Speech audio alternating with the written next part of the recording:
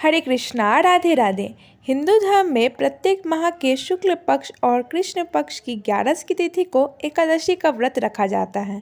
यह दिन जगत के पालनहार श्री हरि विष्णु जी की पूजा आराधना के लिए विशेष माना जाता है।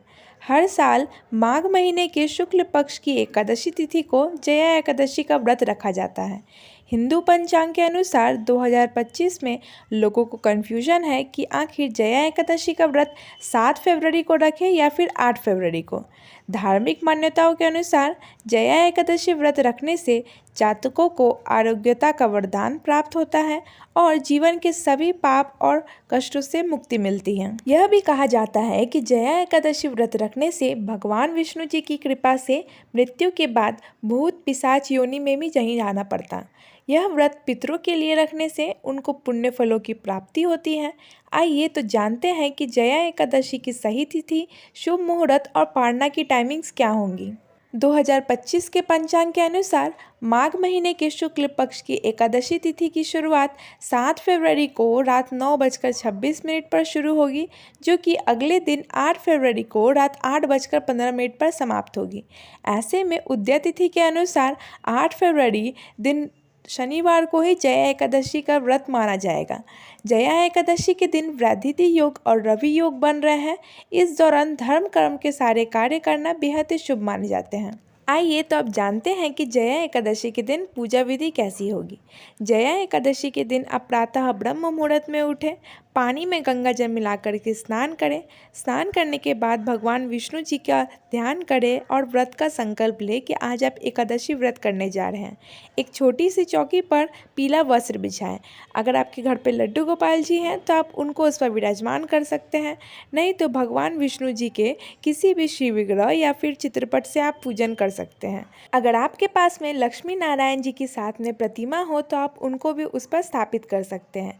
विष्णु जी और माता लक्ष्मी को फल, पीले फूल, धूप, दीप और नैवेद्य अर्पित करें। इस दिन विष्णु जी को तुलसी दल अवश्य ही अर्पित करना चाहिए और तिल का भोग लगाएं। इसके बाद विष्णु जी के बीच मंत्र ओम नमो नारायण नमः का जाप करें। विष्णु चालीसा और विष्णु सहस्त्र नाम का पाठ भी कर सकते हैं। अंत में माता लक्ष्मी और विष्णु जी के साथ सभी देवी देवताओं की आरती उतारें। शाम के समय भगवान विष्णु जी की पूजन करें और भजन कीर्तन करें। दिन भर फलाहार का व्रत रखें और अगले दिन द्वादशी तिथि में ही व्रत का पारण करना चाहिए। पारण करने से पहले ब्राह्मणों को भोजन कराएं और दान दक्षिणा अवश्य ही दें। धार्मिक मान्यताओं के अनुसार भगवान विष्णु जी की एकादशी के दिन पूजन करने से जीवन में समस्त सुख समृद्धि प्राप्त होती है। इस व्रत के दौरान भोजन से जुड़े नियमों का पालन करना अनिवार्य माना जाता है। ऐसा कहा जाता है कि यदि नियमों का उल्लंघन किया जाए तो व्रत का पूर्ण लाभ नहीं मिलता और पूजा सफल भी नहीं होती। इसलिए यह जानना जरूरी है कि जया एकादशी के दिन क्या खाना चाहिए और क्या नहीं खाना चाहिए, किन चीज़ों से हमें परहेज रखना चाहिए। आइए तो अब जानते हैं कि अगर आप एकादशी का व्रत रखने जा रहे हैं तो आप किन चीज़ों का सेवन कर सकते हैं।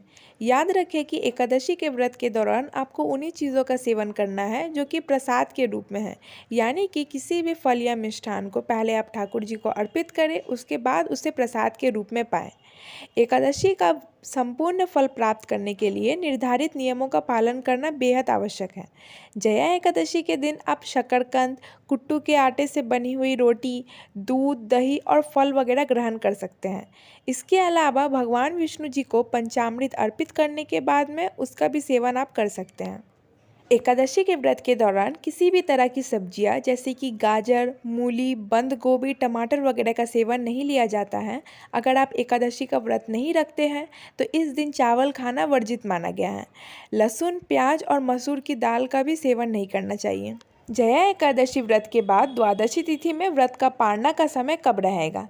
8 फरवरी को जया एकादशी का व्रत रखने वाले लोगों के लिए एकादशी का पारणा का समय 9 फरवरी दिन रविवार को ही रहेगा।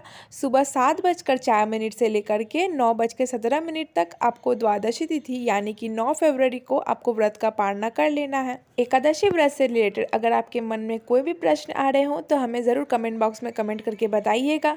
और आज का वीडियो आपको कैसा लगा हमें ज़रूर बताइएगा।